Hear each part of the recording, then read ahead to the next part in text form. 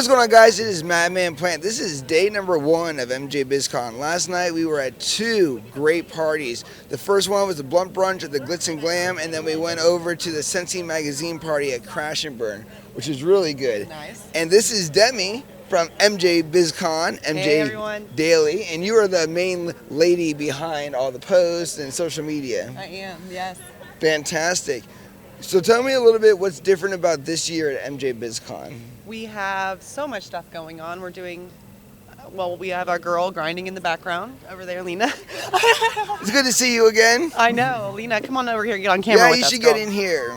So Lena, he just asked us, what's new about MJ BizCon this year? We have so much new stuff. Well, you being here, first of all, being able to shoot content, we're doing a lot of content on the show floor this year, I think. That's cool. Well, we have content creators on site. We have The Hub, which is a whole new networking lounge. That's where we're at right now with the First Timers Breakfast. This is the second or third year we're doing it. So this is where the first timers come for the first time to BizCon and have their breakfast and network and all the good things. And then we also have the Hair. It's like this Terror. Is why I'm not in front of the camera person. I'm actually friends with Mark Hare. Okay, so he lives in Virginia in Charlottesville, and when I first met him, I said the other way of Herrera, and then he's like it's not Herrera. It's think of terror with an H. Okay. So Hair. Yep. I was actually so with we have a podcast bus. Yeah, I was actually with him on the 30th, and told him I was like, hey, no I want to be on this podcast because I'm interviewing with Thunder Walker at 3:15. Oh, that's sick. Okay, cool. I love Thunder. She's amazing, and she's awesome. Shout out. Great support, and a great woman for cannabis. Oh, we also and speaking of women in cannabis, we also had our pre-show forums yesterday. Yes. So we had the Blond Brunch was brought the first time. We partnered with them and brought them to the show floor, which was super cool.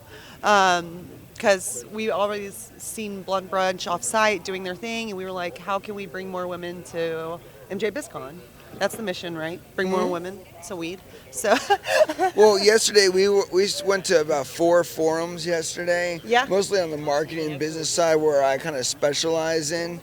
And the women speakers were great, you know, and talking about that. And one thing I also liked what they were talking about is micro-influencers, people that do have big impacts, but they're not being recognized on social media, or they're being shadow banned, or they're being limited to their true potential. I'm one of those people sometimes. Yeah, and the value of really the interaction on a personal level, not just a mass corporation level, but when you can really engage people and help affect change, and you see it here on the show floor.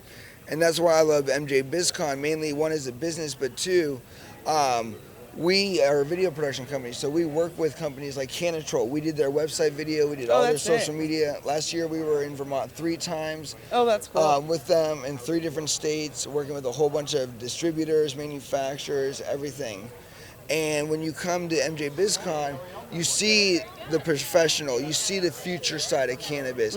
A lot of times we live in a stigmatized world where, we're just a bunch of stoners. Right? 100%. When you come here, you don't see stoners. No, you legitimize it, yeah. Everybody you would see in a normal office, a normal workplace, and that's who they are. These are average people who love cannabis. What is your take about being a part of this for so long? 6 years? 6 years now. Yeah, there's been a lot of changes in the industry. When I actually started is whenever we went to the virtual MJ BizCon. So that was my first year to kick off the show, so I didn't really even know what I was getting into with cannabis. Yeah. But there's been so much changes in the last 6 years. I would say the biggest just being Meta is our biggest problem as content creators, right? So we're always having to constantly flex and change with the Meta policies, and that's our biggest crutch right now is Instagram and stuff. Short video content is really thriving, and so not being able to post on those channels like Instagram and stuff that shadow ban you has been a huge crutch for us. Yeah. And then if you talk to Meta and say you're like even a large cannabis company, it doesn't matter. It doesn't matter if you do the B2B side. They don't care. Oh, we gotta go. We gotta go? Right now? We gotta go. Hey, we're starting. We're kicking off this show. All right, I guess we're kicking off the show, guys. We have more podcasts coming your way. Thank you, Demi, for all your time and everything We that have to you do redo for this MJ interview. BizCon. Yeah, we can redo the interview, or we keep this as a part 1 As a part 1. and a follow-up. So now I I'm got like, you now on the I know hook what for your another questions one. are, and I'll have better Yeah, you know how answers. good I am. So now you'll be like bringing your A game. No, you did great today. Thank you. Guys, if you want to see Demi, she will be here on the floor. In a boot. Check her out. In on a a boot, scooter, on a in a motorized scooter, in a scooter. boot. You know, I try to do the pink hair, so I'm not hard to miss either. You know, we got our ways to stand out. Oh, Me and honey, are getting love getting some right sugar now. I already. know, on the couch, on the MJ couch, it's getting dirty in here. I know, we're getting dirty too early. Oh, my Here you turn. go, sweet girl. Anyways, What do you have to say? we'll see you later. Tell your fans what they want to hear. Really? Okay. She's not speaking to a lawyer's present. Holy shit. Did she really say that shit? I'm just kidding. We'll see you guys next time.